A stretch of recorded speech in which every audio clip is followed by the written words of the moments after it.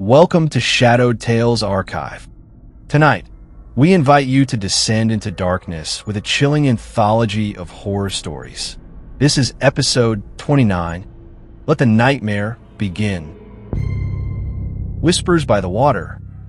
Cryptozoology has always been a minor interest of mine. I say minor because it was something I'd only enjoyed casually, a few internet articles here and there, scrolling through a couple of pages on a Tumblr blog dedicated to it. Maybe watching one of those Bigfoot documentaries. You know, that kind of interest.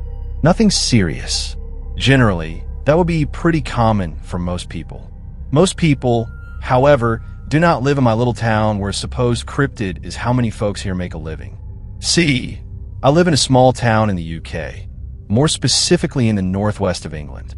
It's a tiny place not many people outside of the country have likely heard of, unless they've already been there for whatever reason or have an interest in cryptids. My small town is situated by one of the many lakes that this part of the country. And as so many bodies of water do, we have our own Loch Ness monster. So many people claim, anyway. I'm sure many of you are skeptical of that, as you are of any such monster. Who can blame you? I grew up here, and I didn't buy into that. I found it interesting, but I didn't believe it. Same as I didn't believe those people who claim aliens probed their backsides, or that Bigfoot had destroyed their camp. It was something to read about and enjoy, but not something I believed. Most of my generation, and that of my parents, felt the same. But many of my grandparents' era clung to the belief in the monster. They stayed away from the lake unless they were in decently sized boats or one of the many ferries that traveled the length of the lake to nearby settlements. Not as kids and teens, though, especially not in summer. Most of the time, British summers are nothing to brag about. They're pretty warm, but usually cloudy or wet. Sometimes, however, we were blessed with a heat wave. Nothing was better than a dip in the lake during the heat of the day. During the school holidays, the older kids would hang out by the lake well into the evening. The worst that ever happened was that someone would get a cramp while swimming and we'd have to get them back to shore, or someone would get their foot tangled in some lake weed and freak out until they realized what it actually was. Nothing sinister. Nothing serious. Most certainly, no lake monster. One particular day during the Easter break, where it was much too cold to spend more than 5 minutes at a time in the lake, I was spending my time climbing the many tall trees that covered the areas around the lakes. Maybe I was a bit old for tree climbing. Most likely, but it had always been something I'd enjoyed doing. Something about climbing as high as I could go and settling down on a sturdy branch, just looking over my surroundings was something I enjoyed. Most of the time, I just watched boats going up and down the lake, people going about their business, cars passing down the country roads. Just typical stuff, not worthy of merit. But this day in spring was different. The day itself was like any other, a chilly but sunny day in late March. I'd already taken up my temporary church in an old oak, where I'd stay for an hour or so before going off to meet friends.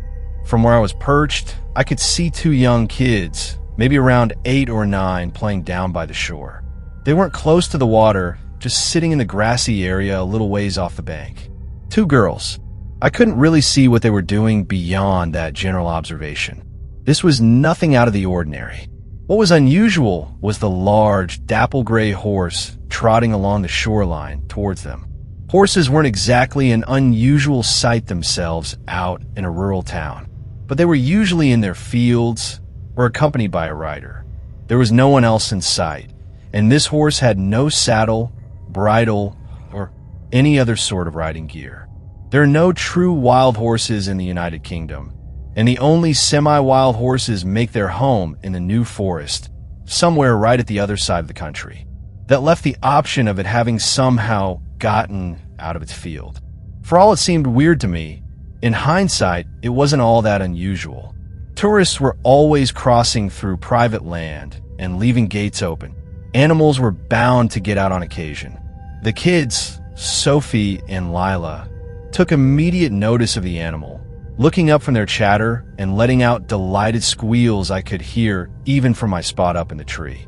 I watched as they ran up to it, fearless as all children were, oblivious to the fact that if they spooked it, One kick from its front or back legs could shatter their developing bones. I watched as the pair gleefully pet the animal. The horse itself didn't seem to mind the attention, which led me to think it was one frequently used for riding. Most likely one of the horses rented out to tourists, so they could enjoy a ride through the countryside. The horse lowered its head, allowing one of the girls, Sophie, I think, to press a hand to its muzzle. I could hear their delighted laughter as the pair took turns alternating between stroking its flank and head. It was pretty cute, I have to admit. There's always something magical about an unfamiliar animal being content with your presence. With how calm this horse seemed to be, I didn't bat an eye as it lowered itself to the ground. The pair of girls seemed ecstatic about this, climbing onto the animal's back. Not exactly safe or smart, but kids don't really think like that. And I'm sure the horse would have made it very clear it didn't want them clambering all over it if it wanted to. It was a pretty damn big horse. It took me a few moments to realize the children were no longer letting out happy squeals and giggles. They were screaming. I couldn't understand why at first, but as my vision focused more on the horse, I knew. How I hadn't noticed the change, I don't know. But where once it had been dapple gray, it was now black. The kind of black that seems to absorb all light around it, distorting it. It seemed to be dripping wet. Even from my spot in the tree, I could see the tangled mess of its waterlogged mane and tail leaking water onto the ground. Its eyes were the worst of it. I shouldn't have been able to see them clearly from such a distance. But even in the dull spring sun, I could see the glowing from those sickening, milky eyes. It threw its head back, rising to its feet with Sophie and Lila still on its back. They were trying to get off, but they couldn't. I don't know how, and I'm sure they didn't know how either. But no matter how much they struggled and screamed, they couldn't get off of that horse. It was like they were super glued to it. I couldn't move from my spot, no matter how much my mind screamed at me to jump down and do something, anything. I'm ashamed to admit fear consumed me. Sweat dripped down my brow as my breathing grew more rapid by the second. My heart was beating so hard and fast that it hurt. I have no proper words to describe the primal terror that gripped me. The same terror I imagine gripped our ancestors when confronted by a giant cave bear or an angry mammoth. Though where their fight or flight instinct would kick in, mine didn't. I was simply frozen. Frozen as the beast charged towards the water, screaming children on its back, their cries not silenced until their heads dipped under the water. Water that frothed and bubbled as they struggled beneath the surface. Then nothing, just an eerie stillness on that spring morning. Not even the birds sang. I think they knew. Animals just know these things. I don't know how long I sat up in that tree, just staring out over the water where that horse had vanished into the murk.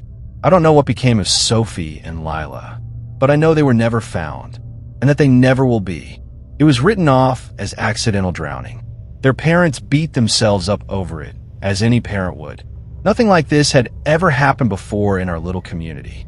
Kids who grew up around the lake pretty much knew how to swim by the time they could walk, and they knew to be careful by the water. It didn't add up, of course, but beyond that, no one could explain it. I think the parents cling to the hope that their children simply ran away or were kidnapped, so that they might one day find them again. And I can't blame them for that. I never told anyone what I saw. No one would have believed me anyway. Save for a few ancient crones nobody took seriously, who frequently babbled about ghosts and ghouls. It haunts me that I did nothing, that I simply watched as those innocent children were pulled into a watery grave. I never went into the lake after that. To anyone that asked, I simply said that I didn't like the way the smell of the lake water clung to me. I didn't think I'd ever tell this story, but I still live in this town over a decade later. And last night, I saw a dapple gray horse stalking along the lakeside. The Red Devil Coupe. I don't think I can put into words how good it feels being a father. I love Eli more than I could possibly say. His bright, shining smile, his endless curiosity about the world around him, and his gentle, loving nature. I didn't think I was capable of loving someone else this much, but every time I heard his little laugh or saw his smile, I knew. Even the smallest things he did made me so incredibly proud. Every achievement he earned was something I wanted to celebrate. Even the interests he had that I didn't like, I tried to at least enjoy his enjoyment of them, if that makes any sense. Cars were one of those interests. Those Disney movies with Owen Wilson playing Lightning McQueen, a red race car who unsurprisingly loved racing. I suppose the movies weren't that bad, but ever since he'd been a baby, Eli had loved watching the first two, and his interest hadn't gone anywhere by the time the third one came around. I've been planning to take him on opening night, and I'll admit, even I was a little excited for it. Partially because the trailer showed Lightning McQueen getting into a terrible car accident, and I was hoping that might mean the movie would be a little more interesting, and partially because I wanted a break from job hunting. I've been a salesman at a local Chevrolet dealership for the past few years. I'd actually been hoping to work my way up to sales manager, although I suppose those hopes got dashed when half the sales team was laid off, myself included. I didn't mind watching Eli after school, but I didn't like letting my wife, Laura, be the only breadwinner. She kept assuring me it was fine, that I'd find something, that she was making enough to support us for now. For the time being, life went on, just like it was supposed to. It was a fairly warm October that year. Laura had to be down at the hospital early, so it was up to me to help Eli get ready and walk into school. He liked school. He was a friendly boy, so he seemed to make friends easily. Although granted, kids at that age seem to think everyone in their class is their friend. We left a little early on the walk over, taking in the beautiful autumn leaves and early Halloween decorations. We lived in a quaint little suburban neighborhood. The houses were close together and almost all identical. A one-car driveway and a tree out front of each one. I noticed one of the neighbors had hung a scary spider's web in the tree out front of their house, and it got me thinking about what I might do with our tree. I've been walking beside Eli and lost in thought, which was probably why I didn't notice anything until he pointed it out to me. "Daddy, look, it's lightning." I was jolted from my thoughts and looked over to where Eli was pointing. There was a bright red coupe just down the street with a familiar design. The grille was a custom job, depicting the wry smile of Lightning McQueen. The windshield even depicted his eyes. The resemblance to the character was almost perfect. "I want to see." Eli almost ran across the street to get a better look. I stopped him, even though there weren't any cars coming, just to take a quick look around and be sure, before taking his hand and letting him cross the street with me. "I wonder who owns him," I said, as we made it to the car. Up close, the detail was no less stunning, and if I'm honest, a little bit creepy. Eli didn't seem to notice that, though. All he cared about was that it was lightning right here in front of him. "Daddy, can I go inside?" he begged. "Maybe later. I don't think we can go in right now," I said. The car was parked beside a playground that we frequented, abandoned at that time of day. I figured one of the nearby houses must have owned it, but I wasn't sure who. "I'll tell you what, I'll see if I can find out who owns it, and maybe he'll let you check it out." I promised. Eli seemed fine with that, and gave the car one parting look before he let me lead him away.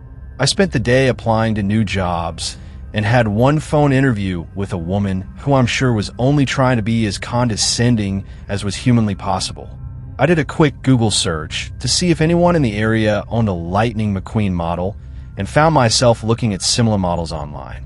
Nothing was quite the same as the one I saw. The eyes and mouth were different. I'd figured that whoever had made the model must have been some sort of hobbyist who'd have documented it on a YouTube channel or at least sought some sort of recognition for all their hard work. But I came up with nothing. When the afternoon came, I prepared Eli's after-school snack and left to go and pick him up. Passing by the playground, I looked around for any sign of that Lightning McQueen car. No luck. Whoever owned it had moved it. I didn't dwell on it too much, figuring I'd see it again later. Later came a lot faster than I'd expected. I saw the damn thing parked right outside the school. For a moment, I wondered if it belonged to some other kid's parent, and he'd made it to impress them. Lightning was certainly getting a lot of attention, with all sorts of little kids crowded around him. Eli was among them. When he saw me coming, he said a quick goodbye to one of his friends, Jonah, and rushed over to me. "Daddy, look, Lightning McQueen came to visit." "So he did," I said. "Did you get to go inside?" "No." He sounded a little disappointed. "He's just been sitting there all day." Now that struck me as a little odd. I would have thought whoever had made the car would come out and claim some credit for their work. "Really?" I asked, a little concerned now. "You didn't see his owner?" "No, I don't think anyone's inside right now," Eli said, although I didn't know how he could be sure. I couldn't see through the windows. Actually, I wasn't entirely sure how a driver would see out of those windows. Come to think of it. Maybe he'll still be there tomorrow. Eli said, "Yes, maybe," I replied, and took his hand to lead him home. That night, Laura and I were woken up by a loud crash from outside.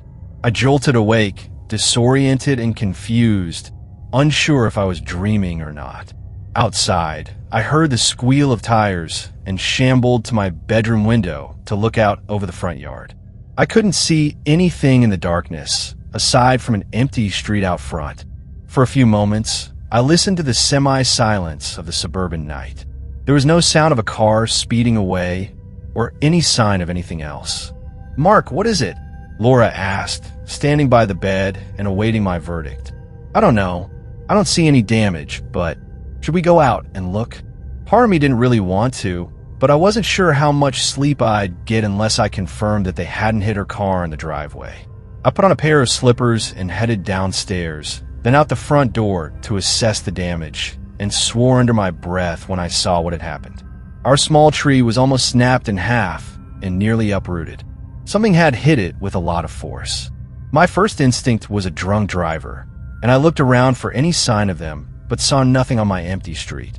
I rushed back inside to share my findings with Laura, and we called the cops.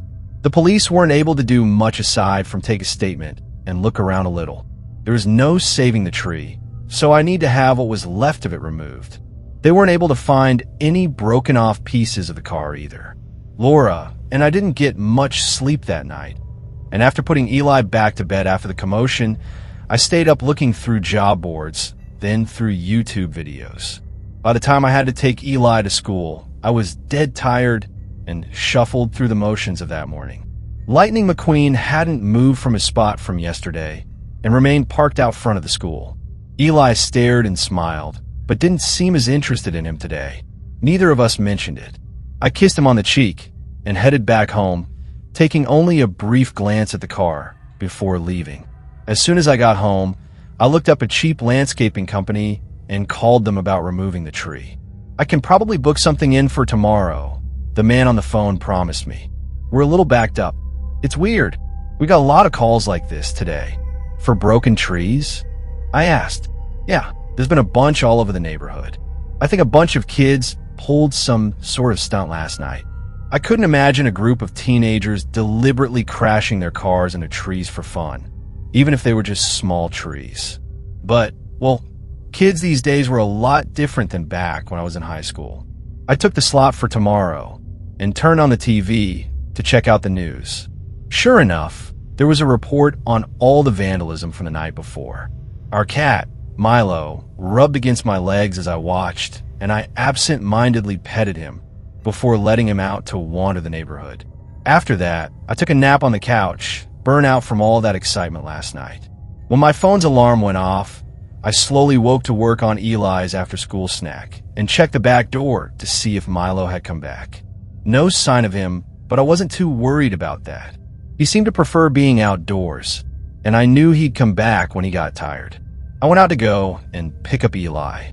Lightning McQueen was gone when I got to the school, and I noticed a police cruiser parked in the Kiss and Ride that made me feel uneasy. "I hope everything's all right," I remarked to Eli once I'd collected him and looked over at the police cruiser. Eli stared at it, as if he was surprised to find it there. "Did something happen today?" I asked him. "I don't know. I didn't see," he said, and seemed to think about it for a bit. Zach said the D word, so maybe that's why? I highly doubted the cops were going to show up just because some kid uttered a cuss word. I stared at the cruiser, then at the empty space where Lightning McQueen had been the day before. "No lightning today?" I asked. "He left," Eli said. "He took Jonah for a ride, though." My heart stopped in my chest. "Lightning took Jonah?" I asked. "Yeah, Jonah was looking at him during recess, and his door opened. So he got in, and they left." I stared at that cop car, feeling physically ill as I realized why they were there. I knew Jonah's parents. They were good people, and I couldn't imagine what they were going through at that moment. I took Eli by the hand and pulled him towards home, trying to keep calm as I went. When I got there, I let Eli eat his snack and watch TV, while I called Laura and told her what had happened. I then called Jonah's parents to check in with them. It was as I'd feared. Jonah was missing, and the suspect had been driving a car that looked like Lightning McQueen. The police came by briefly to ask Eli some questions. The officers were gentle, even though I don't think Eli was able to give them anything of value. He was too young to understand the danger. I'd heard an Amber Alert was issued, but I had a sinking fear in my stomach that it was too late. I considered keeping Eli home from school the next day. I'd heard nothing about Jonah being found, and that sick feeling in my stomach hadn't passed. But eventually, I relented. The school was still open and was being watched by the police. Maybe it was safer to let him go today. Reluctantly, I went through our morning routine and walked him to school, eyes peeled for that fucking Lightning McQueen car. The other parents, dropping off their children, seemed grim and shifty. The demeanor was more guarded and uneasy. Some of the parents I usually chatted with ignored me, in favor of making sure their own kids were safe. I didn't take that personally. A lot had chosen to stay home. I didn't blame them for that. I watched Eli until he was safely inside the school and walked home slowly, my feet almost dragging on the sidewalk. It wasn't until I got home that I remembered something I'd completely forgotten about in the stress that had defined last night. Milo. As I got closer to the house, I spotted him on the street. Recognition immediately tore my mind away from every other thought as I saw that tuft of orange fur, and I broke into a run, already fearing the worst. His green eyes stared vacantly upwards, and his mouth was open, with flies already beginning to inspect it. This had been recent. This had just happened. I couldn't bring myself to look at the blood spatter on the pavement and the guts. I wanted to be sick, and I wanted to cry, as if this week couldn't possibly get any worse. I cleaned up the mess, giving poor Milo a shroud and a garbage bag that I shoveled him into, and burying him out back. I was just finishing burying him when the landscapers arrived to take care of the tree. As they worked, I sat in my living room, still trying to process all that had happened over the past few days. On the surface, I tried to tell myself that this was all a random series of events, unconnected and unfortunate, but it felt like much more than that. 3 surreal vehicle incidents in less than 3 days, all coinciding with the arrival of that fucking Lightning McQueen model. It seemed too crazy to be true. I try not to think about it and turn on the TV, watching the news to try and take my mind off of this. That didn't work either. There'd been a murder. Not just a hit and run. Oh no. Worse than that. A car had gone off the road and right into the living room of a house, not far from where I lived. They'd all been killed in the accident. Well, almost all of them. There was no sign of the driver or the car. And then they revealed the names of the deceased. Names I recognized. They weren't friends, no. I don't think I even knew where they'd lived until then, but I'd met them out front of Eli's school. And when they showed a picture of the house, a house almost identical to mine, I couldn't help but notice that there wasn't a tree out front of that house. But there was a fresh mound of dirt where the tree had once been. A mound of dirt that looked a lot like the one that would be outside my house very soon. I felt myself start to shake. There was no denying this. Or if there was, I just didn't want to deny it. Something was wrong, and I didn't even know how to begin to explain any of it. Some lunatic in a Lightning McQueen car was driving around kidnapping children and crashing into things. It occurred to me that if he'd been behind all that damage, then perhaps his car would have shown signs of wear. There'd been no such thing when I'd last seen it, but that wasn't much of a comfort. Was it? I watched that report on the news, unable to understand the why behind any of this, until eventually I decided that I just didn't care. Why didn't matter? The police could handle that. All I needed was to take care of my family. I booked the hotel right then and there. 3rd floor, where no car could possibly reach us, and I set to packing our things immediately. When the time came to get Eli, I didn't bother making him a snack. I called Laura and told her to come home. I told her it was urgent, and then went to get Eli. I figured I could meet her at home, and we could leave immediately. Eli seemed quieter when I picked him up, and I kept a brisk pace on the walk home, holding his little hand tightly. "Is Jonah coming back?" he asked me as we walked. "I don't know," I replied. "I hope so. I hope the police bring him back safe." "Me too," Eli said quietly, glancing over his shoulder. It seems like such a minor conversation, the kind of thing I wouldn't even remember later, but I remember it now. I remember the last time I spoke to my son. When we got home, Laura was already there, and she almost sprinted towards me. By the time I was close enough to see why, I barely noticed her at all. Where my front door had once been, now there was a gaping hole of splintered wood and drywall, roughly the size of a car. It looked sickeningly similar to the house I'd seen on the news earlier. The tire tracks on my lawn passed over where my tree had once been, and I felt that gnawing sickness in my stomach return as I realized that I could have easily been inside the house when the car had come. "Mark, what the fuck is going on?" Laura cried. And in the back of my mind, I almost was grateful for the damage, since at least my concerns had been vindicated. "I'll explain later. We need to go now. Get in the car.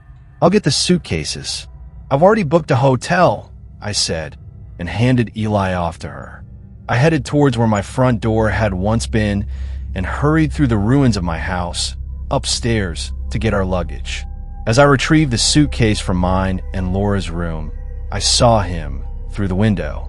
Lightning McQueen parked patiently across the street. My eyes widened in horror. The model had taken some damage. The paint was scratched, and one of the mirrors had broken off. I'd expected whoever was behind the wheel of that goddamn thing to be long gone. But no, they'd just been waiting for another chance. I didn't waste my time with the suitcases. I sprinted back down the stairs as I heard the engine rev. I wasn't even at the door when I heard the sickening crunch of metal on metal and Laura's scream of agony. When I got out the door, I saw just what had happened to her. She was pinned between the side of her van and Lightning McQueen. The model had hit her head on and backed up, leaving her to collapse uselessly to the ground. Through the windows of the van, I could see Eli, clearly terrified. Lightning hit the van again, tires rolling over Laura as it did, and the van rocked. I screamed, but remained frozen and helpless. Eli was struggling to escape. He opened the door of the van as Lightning reared up to ram it again and looked at me before running towards me. I might have screamed. I can't remember if I did. Lightning swerved away from the van, going around it and hitting the speed again. Eli froze in his tracks, looking into the headlights of the oncoming car as it sped towards him, and in the blink of an eye, overtook him. That snarling mouth hit Eli head on and slammed him against the brick of my house. Just one quick movement before the car shifted into reverse. I lost control of myself. I ran towards Eli, but I could tell that there was no saving him. I can only hope he died on impact. The headlights of the car fixated on me, and with tears in my eyes, I looked towards them, waiting for them to bear down on me. But they didn't. Lightning McQueen idled its driver, if there was a driver, studying me from behind the eyes on the windshield. Then, finally, the car pulled back. I heard sirens in the distance, and could only watch helplessly as Lightning McQueen sped off into the distance, the blood of my wife and son on his grill. I'm told the police found pieces of the car, abandoned in a dumpster a few kilometers away. Whoever had made the thing just swapped out what they couldn't fix to keep the vehicle looking somewhat pristine. Of course, they never found out just who it was or even why they did it. They took Laura off of life support last week after the doctors declared complete brain death. Her loss was another painful blow. I can't say how much I spent on trying to save her. More than I had, I'm sure. I'm told that her organs might help save some lives, but that's not much consolation. I've buried her beside Eli. She loved him as much as I did, and if it had been me, it's what I'd have wanted. I saw on the news that a Lightning McQueen model tore through a playground last month, killing 6 people. 4 of them were kids. I've heard it mentioned as having been seen in a few cases of child abductions too. I still don't know why. Maybe some sick bastard out there just likes killing kids, and making his car look like Lightning McQueen was the best way to make them get close. I don't know. I don't think I'll ever get any answers. What I know for sure is that I have nothing left in this world. Eli is gone, and so is Laura. As I write this, I'm sitting in a motel room that I know I can't afford. I don't suppose it matters. If the sleeping pills don't do their work, I'll just try something else later. All I can say is this. If you ever see a model of Lightning McQueen on your street, get the hell out of town. Ashes of memory. The scratching of graphite on paper. The short, whispered phrases. The gentle, distant ticking of a muffled, old grandfather clock. These are my recollections of my time, talking to Daniel Whitmore in January 1980. I was called in to see Mr. Whitmore at short notice. My time in Boston was brief. But just 2 days before I was supposed to leave, I was contacted by a colleague of mine employed at the Enfield Sanatorium with the details of a rather peculiar case which he suspected would pique my curiosity. It did. Mr. Whitmore had not talked in 18 years by that point. Before his internment at the facility, he had been an electrician of some success, running his own business out of a small, modest rental unit down on the east bank of the river. At 32, he married a woman named Margaret, and a year later, just 2 months before he was taken in by my colleague, they were given a baby girl who they named after Daniel's mother, Emily.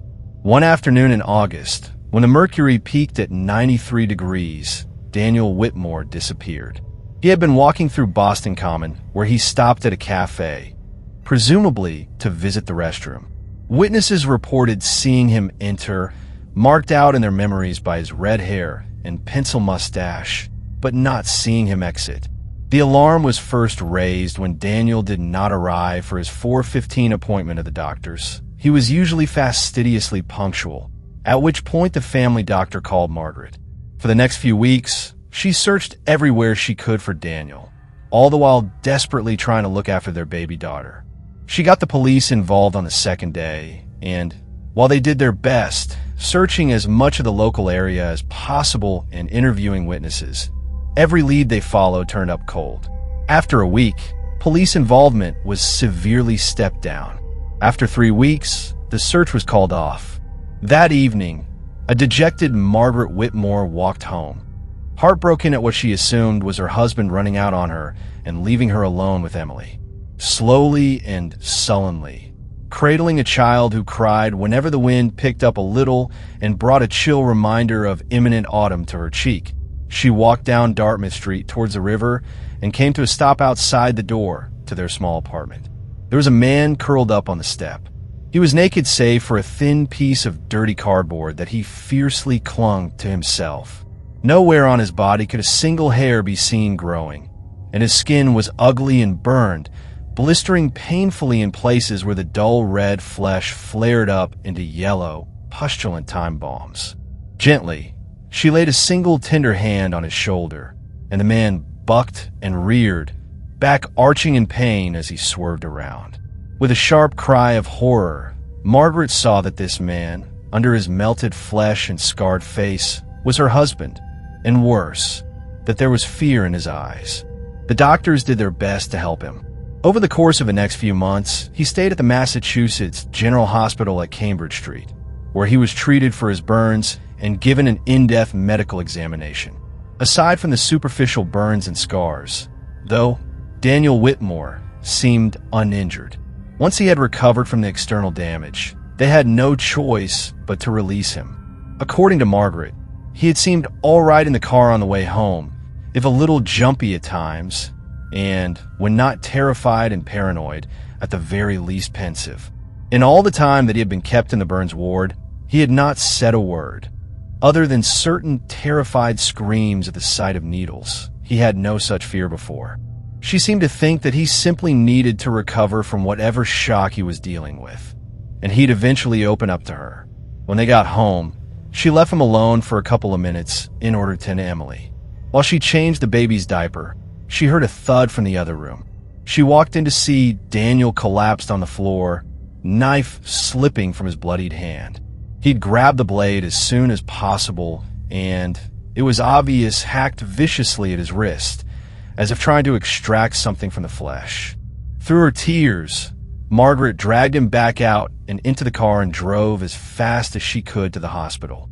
This time, Mr. Whitmore would not be released. After a brief stay at the hospital, Daniel was transferred to the nearest mental hospital, the Enfield Sanatorium. 18 years later, he was still being treated there. In all that time, he hadn't uttered a word, and the truth of his disappearance, nearly 2 decades ago by that time, remained a mystery. I finally met Whitmore on the 8th of January. The man who I saw sitting in the comfortable leather chair of my colleague's office barely resembled the photographs I had seen from the case files. Whereas he had once been a somber, handsome man, dignified and smart in his dress sense, this person looked as if he barely remembered how to put on his own shoes, which, due to the still strong suicide risk, were slip-ons. His once characteristic red hair was gone save for a few thin clumps that still poked out of the gnarled, damaged flesh of his scalp. His once neat mustache, too, was gone, replaced with a scraggly layer of unshaven fluff. Whitmore had not been allowed near a razor for nearly 20 years. "I shouldn't let you in there by yourself," Dr. Green said to me as I prepared my equipment, separated from a patient by a single door. "He's still a risk." "A risk?" I asked. He nodded. "The poor man is paranoid beyond all belief. Screams wordlessly at any warder that tries to touch him. We had a nurse a couple of years back try to clean up some food he dropped on himself. You should have heard the howls at her touch and her terror as he tried to bite her. My word. And when we brought out a sedative and a syringe for him, his animal fear. Good God," I muttered. Tales of violence were not uncommon in our field, but to see someone be affected so greatly by mental illness was always terrifying and, moreover, sad. Quietly, so as not to startle Mr. Whitmore, I entered the room and laid my equipment on the desk. It was at this point that I switched on the audio recorder. What follows is a transcript of that recording. 017 myself. Good afternoon, Mr. Whitmore. My name is Dr. Nathan Cole. I am a psychiatrist and hypnotist, and I have been invited here by Dr. Green to try and treat you. Is that okay with you? 030. Whitmore murmurs assent weakly while nodding. 057. Myself. Thank you. Now, it is my hope that through the science of hypnosis, I shall be able to restore you to your previous faculties and, moreover, learn what happened to you in August 1962. If you would please look into this light for me, sir, we may get underway. At the time, I used 2 small, portable strobe lights, set at 1-second intervals half a second apart from each other, so that there were 2 flashes of light a second to hypnotize my patients. 2 minutes passed as I waited for the hypnosis to have its desired effect. By the end of this time, Whitmore seemed nearly asleep. 304, Whitmore, mutters Margaret. 307, myself. Excuse me, sir, did you speak? 310, Whitmore, Emily. 313, myself. Mr. Whitmore, do you know where you are? 317, Whitmore, no, there's it's so cold. And the walls are alive, and, oh God, the smell. 323, myself. Sir, you are in the Enfield Sanatorium on Quincy Avenue. You're in Boston. 331, Whitmore. Don't lie to me? Where are you taking me? You bast. 336, myself. Mr. Whitmore, are you okay? 340, Whitmore. Sure, there's something walking past. Oh God, its face. 344, myself. Sir, I need you to describe this thing to me. What does it look like? 351, Whitmore. I cannot describe it to you. I cannot. 354, myself. Daniel, I need you to tell me. 3:59, Whitmore, no. No, I cannot. There are not words for what I am seeing right now. A short while passes in silence. All the while, Whitmore is sitting still, but a look of pained terror is on his face. 4:07, Whitmore, thank God, he's gone. I don't think he saw me. 4:11, myself, Whitmore, can you tell me at all what it looked like? 4:15, Whitmore, I'm sorry, no. There was no paper, pencil and paper. 4:21, myself, Mr. Whitmore, I'm afraid I am not permitted to give you a pencil. If you give me a couple of minutes, I may be able to get my colleague to give you a felt tip. 4:38, Whitmore, no. There is no time. Please, I need to show you what it looks like now, or I will forget. Please. It should be noted that through the window in the door, I could see Dr. Green shaking his head at me regarding Mr. Whitmore's requests. Regardless, I chose to take advantage of the headway we were making and took a pencil out of my pocket to give to the patient. I also procured a piece of drawing paper from my briefcase and gave it to him. 4:46, Whitmore, oh God, they're taking me somewhere. We're moving. 4:50, myself, you're moving? 4:53, Whitmore, this place, it's my God, it's some sort of ship. We're going somewhere. I have to get out. I have to get out. I have to get back home, please. I have to get out. 5:06, myself. Sir, please describe what's going on. 5:10, Whitmore. I'm hiding behind one of the walls. They're kind of sticky. There's a brief pause. The only sounds are Whitmore drawing and myself making notes. 5:47, Whitmore. Oh God, no, please. 5:51, myself. What's going on? 5:53, Whitmore. One of them is coming towards me. He's got a needle. I don't want to die. Please, God, I don't want to die. 6:02, myself, sir. Mr. Whitmore. The patient is catatonic for the next 8 minutes.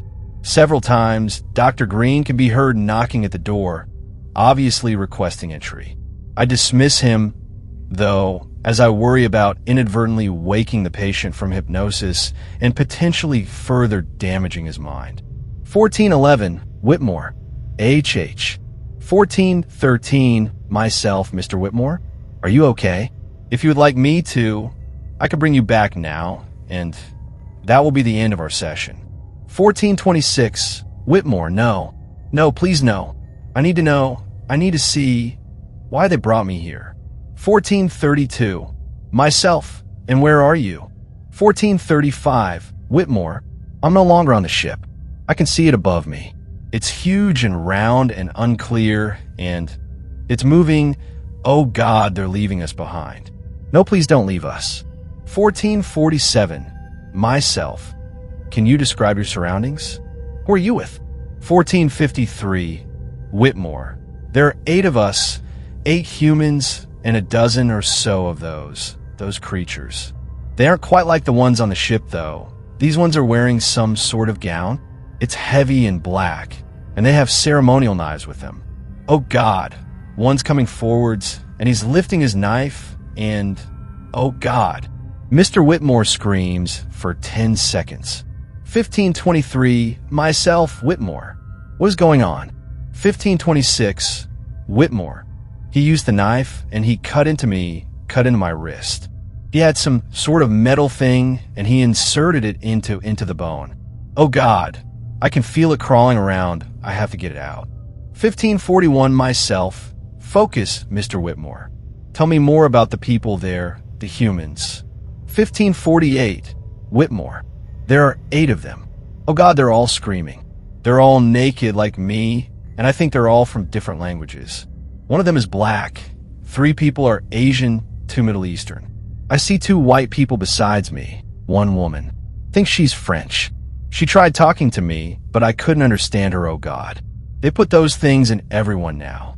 Oh God, one of the Asian people, she's just a child, but they cut her open. 16:17, myself. Mr. Whitmore, tell me about your surroundings. 16:21, Whitmore. The ground underfoot is soft and wet. I can't see any vegetation, and it's black, pitch black. It kind of feels like old tree roots. They almost seem to be coming apart under my feet, like I'm in a swamp and being pulled down. It's daytime, but there's fog around us, and there are stars in the sky. Such stars. 1642, myself, stars. 1643, Whitmore, stars, beautiful, terrible stars. They're so bright and so vivid and so alive. I can see a moon as well above us, but it doesn't look like Earth's. It's too bright in the clouds. By God, the clouds. They move so fast, and their colors are shifting, and God save us. 1701, myself, Mr. Whitmore. 1703, Whitmore. I know why they brought us here. I can see their God. Their God is here, and he is real, and there is no point in praying because this is it. This is the end. Oh God. Oh God. It is huge. 1718, myself. Mr. Whitmore, can you please describe to me what you are seeing? 1724, Whitmore. It's some sort of cube, miles tall. The hill rises up above the fog around us, and on top of it there's this huge mass. It's gray, and my God, the ground isn't roots. This isn't their God. The planet is. The ground is moving, and oh God, they're tentacles, and then they're wrapping around the cube. My God, those tentacles, they must be miles long. They're filthy. Their black blood is smearing across the surface, and oh God, they're starting to wrap around us. Bring me back, please. Please, God, save me. 1757, myself. Daniel, come back to me now. Wake up, come back. You're safe.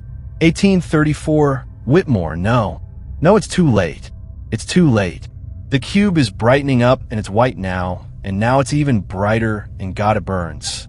The light burns. The stars are outshone, and my flesh is searing. Oh God, the girl, the little girl, she's melting. Her hair is igniting, and her meat is falling off her bones. Her skull is so white. Oh God, oh God, oh God. 1859, myself, Whitmore. Whitmore, stay calm. 1904, Whitmore, no. No, no, no, no, it's taking me the light. It's taking me, oh God, this is the true light, the true God, why me? By this point, Dr. Green has entered the room and is attempting to help me restrain Mr. Whitmore, who is undergoing violent seizures. Too late, we realize what he is about to do. Taking the pencil which I gave him, he has begun to dig into the flesh of his left wrist, as if trying to find an object. I watch helplessly as he strikes the vein and blood begins to come out of him in dark gouts. 1916, Whitmore, there's something wrong. The ground, it's devoured the girl and the rest, but they don't want me. Why not me? The light is getting brighter and brighter and brighter, and oh God. Margaret, they're taking me home to Margaret. What can I say to her? How can I possibly let her see me like this? Oh no, I'd rather die. I'd rather die, but here I am, I'm naked and alone and on the curb at Dartmouth Street. I'd rather die. I'd rather die. 1957, Dr. Green, God damn it, Cole, this is on you. You broke the rules. 2002, myself. You can't wake him now. At the very least, we'll lose the progress we've made. This man is speaking for the first time in 18 years, Green. We can't just throw that away. 2016, Dr. Green. And if we let you continue, he will die. Do no harm, Nathan. Get out and call an ambulance. For God's sakes, man.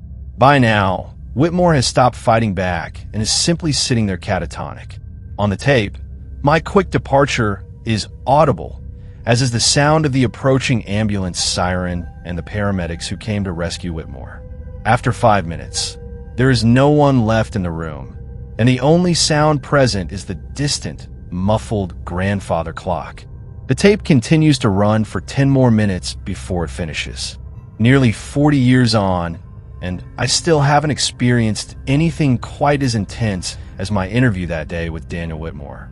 He survived his self-mutilation on that day in January, and at the General Hospital, the doctors had to remove a small metallic object from his left forearm of unknown origin.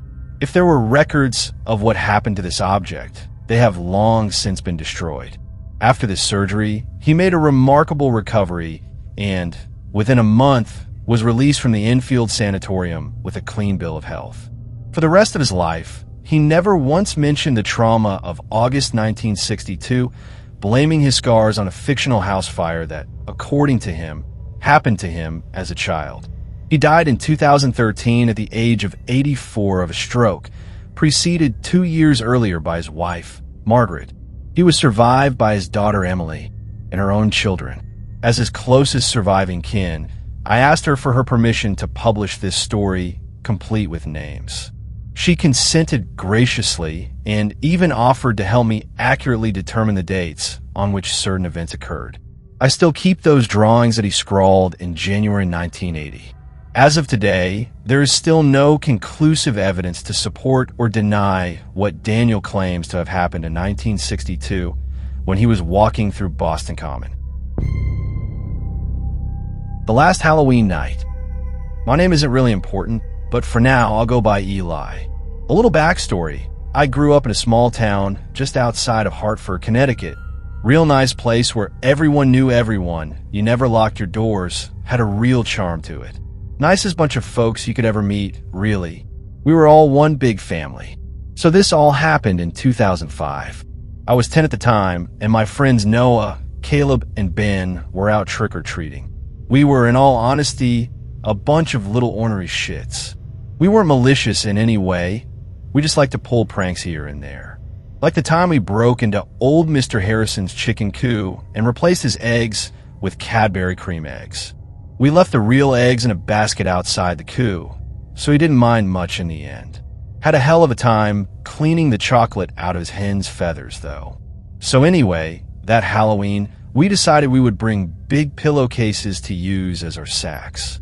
Since we knew the whole town, we were allowed out until midnight, so long as we made it right on the dot, and not a second later. We were all about the same age. Noah was the oldest of us at 12 and Ben was the youngest at 9. So when we heard we had almost 6 hours of time to get as much candy as we could, we were ecstatic. In our young minds, having all that time and all that space meant we would be rolling in candy for the rest of our lives.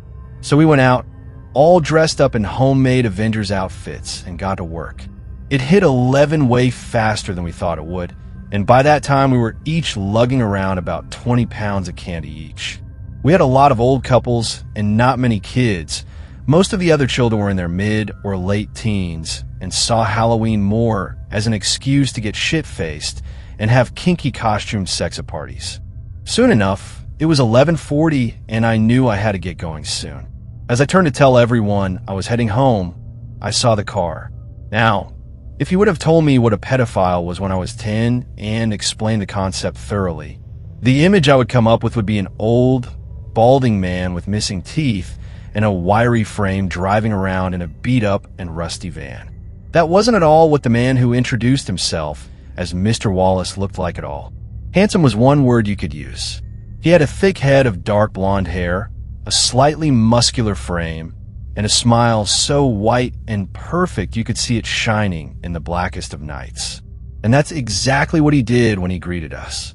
"Hey there, kids," he called out. "It's getting pretty late. You should be heading home." Ben was the first one to speak up, waving his paper towel roll and cardboard and Jillner in a greeting. "Oh, hi there, mister. We're just heading home." Ben pointed to the sack he held in his other hand. "Look at all the candy we got." Mr. Wallace smiled that fucking smile of his and chuckled. "That sure is a lot. Say, you kids want some more? I think I've got some." Ah, here they are. After rummaging around for a bit, he pulled 4 king-size Snickers bars for what I can only assume was a black medical bag he had sitting in his front passenger seat. Of course, all 4 of us rushed over and gladly took what we thought to be the holy grail of candy. Soon, Mr. Wallace had introduced himself and explained he had just moved in a few blocks down the road. Somehow, I picked up that something seemed off about him, to say the least. The first red flag came when he invited us back to his place. "I've got a bunch of candy bars just sitting in a bag on my porch if you want to come get some real quick," he had said. Now, that set me off because not 5 minutes earlier he had been saying how we should be getting home. Being incredibly uncomfortable, I saw it was nearly 11:50 and took that as my cue to leave. It's almost midnight and I gotta get home. Sorry. Noah, Caleb and Ben, Iron Man, the Hulk, and Thor all gave me a confused look. Seriously? Noah said, moving his mask out of the way to be heard clearly. "It's free candy, dude. And really good candy, too." "Yeah," Caleb called out in agreement while pounding his Hulk fists together. "You can't seriously be passing this up. Sorry, guys. My parents will ground me for a month if I don't get home soon. I'll see you guys later." My friends all gave out a sigh of disappointment and climbed in Mr. Wallace's car. That's when Mr. Wallace spoke up. "I'll leave him alone, kids. Besides, I only have room for 3 right now." That's when I remembered that creepy black doctor's bag in his passenger seat. I said my goodbyes and pieced the fuck out of there. Luckily, I made it home just in the nick of time, and my parents were only mildly annoyed. Soon after, my parents started checking my candy and asked me how my night was. That's when I told them about Mr. Wallace. And that was when my parents' faces turned white as snow. And then my dad grabbed his car keys and my mom started dialing the police. Soon, I knew everything about what was really going on, and I had to give the police a statement. Of course, knowing that I was nearly kidnapped and that my friends were gone, I was a complete wreck. Once the police got their information, they tried to console me and tell me it wasn't my fault in any way. And that was when I heard their radios go off. Car 3, suspect inbound to your location on foot. He appears to be armed and dangerous. Do you copy? This is Car 3, we copy. The officer looked me in the eyes and smiled. "Don't worry, kid, we'll get this guy." He turned to his partner. "Stevens, stay with the kid. I'm going to cut this son of a bitch off before he can get away." The other officer, Stevens, he was an absolute saint. When all this was going down, he did his damnedest to keep me calm. Stayed with us that night for security, and for that, I'm eternally grateful. The next morning, my dad came home exhausted and peeled off his dirty size 12s before crashing in his favorite chair. He and the other men of the neighborhood went out looking for Mr. Wallace. They cornered him in one of the old abandoned manor houses, and he wound up shooting himself to avoid capture. That's the only consolation I get, knowing that if there's a hell, that fucker is rotting there. Now you're probably wondering what happened to Noah, Caleb, and Ben. Well, I'm pretty sure you could guess already, but yeah, they're all dead. Ben survived Mr. Wallace, but 3 years later, he put a 12-gauge slug through the roof of his mouth. The things he told me about that night, what Noah, and Caleb went through, they'll haunt me till the day I die. A couple of you more morbid fucks out there probably want some of the details out of some dark curiosity. Well, I may as well tell you the worst thing Ben told me they went through before that fucking monster cut Noah and Caleb up like animals. Once he was done using them, he took out his little black bag and started experimenting. Did you know that the human heart can beat for a solid 3 or 5 minutes after being removed from the body? Not like you would see in the movies, but atrial and ventricular fibrillations continue for quite a bit after removal. Oh, you didn't? Of course, you didn't, and neither did Noah. But he found out 30 minutes after meeting Mr. Wallace. I bet you also didn't know that the lungs cannot function if they are exposed to open air. Or maybe you did, but Caleb sure as fuck didn't. And he definitely didn't deserve to go out like that. I'm 23 now, and after years of therapy and support, I have a beautiful wife and a child on the way. Once my little Teresa's born, I'm not going to let her out of my sight for a second, let alone let her go trick-or-treating. I refuse to let anything remotely like that happen to my little girl. So I'll just buy her a big bag of candy every year to keep her happy. There is one thing that continues to bother me, though. Before he killed himself, Ben said Mr. Wallace didn't have a gun on him. Never had one, in fact.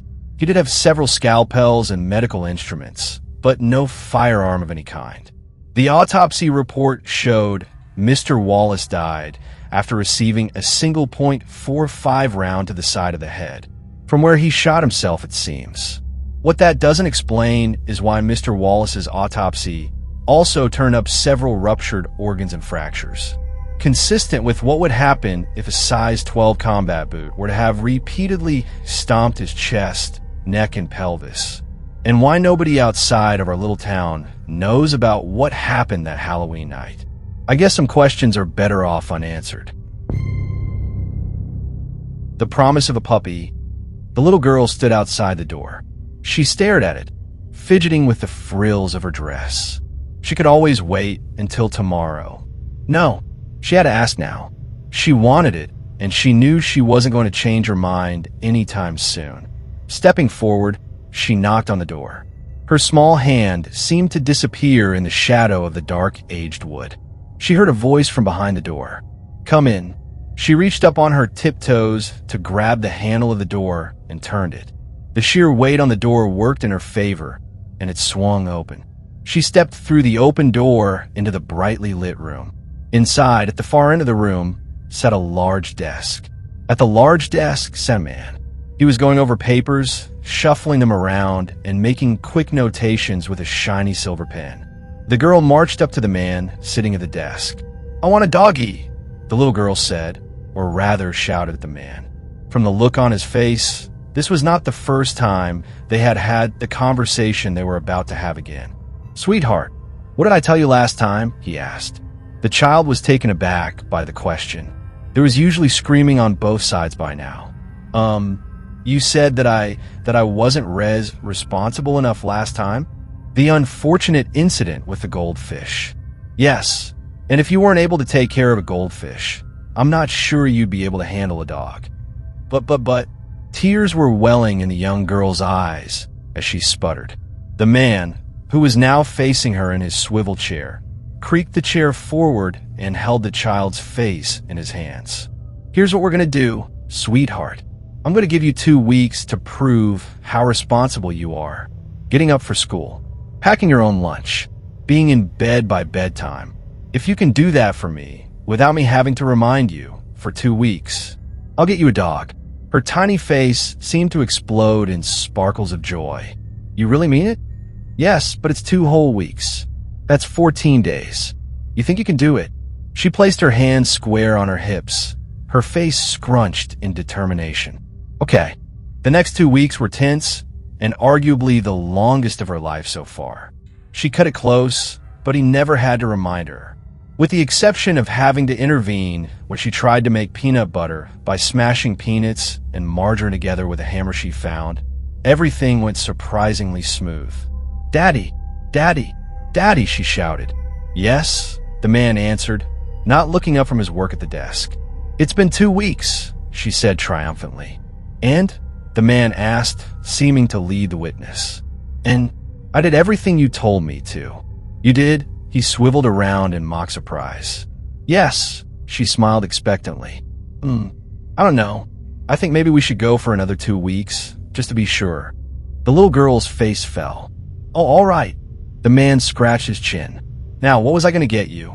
"Oh, I remember, a baseball, right?" The girl laughed. "No, Daddy, not a baseball." "Well, then I was probably going to get you a scooter." The girl laughed even harder. "No, Daddy, not a scooter." He threw his hands up in mock exasperation. "Well, if it's not a baseball and it's not a scooter, what could it possibly be?" "A doggy," the girl shouted. He smiled warmly at the girl. "A doggy, of course. Let's get moving. Come on, to the pet store." Getting up from his desk, Mr. Cowan took Lila's small hand in his and led her out of the room. They walked the length of the hallway and then made their way down the stairs to the first floor. Lila hummed a song she made up. Once on the first floor, Mr. Cowan led her to the door of the basement. A small plastic sign reading Pet Store hung next to the light switch. He opened the door to almost complete darkness, save for a small red light in the distance. He flicked the switch and light burst from the large panels that lined the ceiling, revealing a long staircase. At the bottom of the stairs was a steel door. Beside the door was a small keypad, a red light burning on its display. "Remember, sweetheart, it's a long way down, so watch your step," he warned her. Gingerly, he took the small girl's hand and guided her down the stairs. As she carefully maneuvered the steep steps, the girl thought about all the things she would do with her new dog. Playing catch, walks in the park. She hadn't even thought about what to name it. She was just so excited. Once they reached the imposing steel door, the man punched in a few numbers on the keypad. The sound of the beeps echoed. The red light on the keypad disappeared for a moment, and a green one took its place. Smiling, Mr. Callan released the girl's hand and grabbed the large handle of the steel door and wrenched it open. With the door open, the barking reached their ears. After a few steps, the smell hit them as well. It was bad, but Lila knew that if that was what she had to put up with to have a doggy, she'd get used to it. After several more flights of stairs and a slight drop in temperature, they touched down onto smooth concrete. The barking was much louder now. The sounds of dozens of dogs, all varying sizes and volumes. The little girl was so excited she was shaking.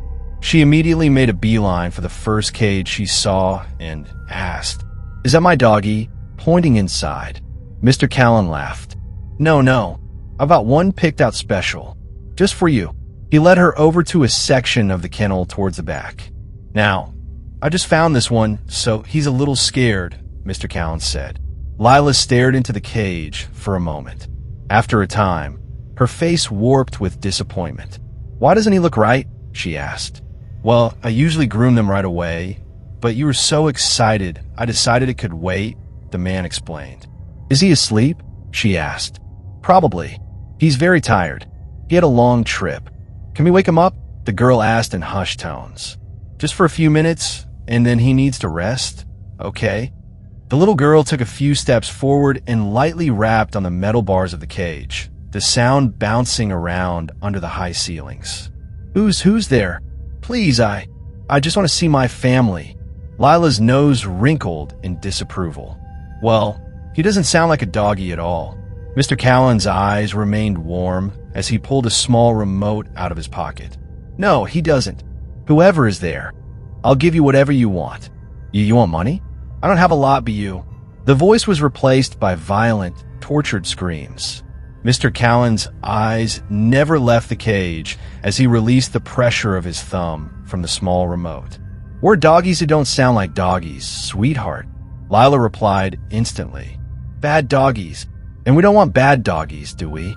"No, only good doggies. Please, I'll do anything. Just STO." The voice was cut off again, and a reprise of screams was heard. After a few seconds, Mr. Callan released his thumb once more. Only heavy, pained breathing was heard from the cage. Suddenly, loud guttural barking was heard. The little girl clapped her hands as she jumped up and down. "Oh, thank you, Daddy. Thank you so much. I knew you'd give me a real doggy. I knew you would." "You're very welcome, sweetheart. Now you go upstairs and pick out a leash. Just make sure it's a bright color so we can find him if he gets loose at night. Okay?" "Okay."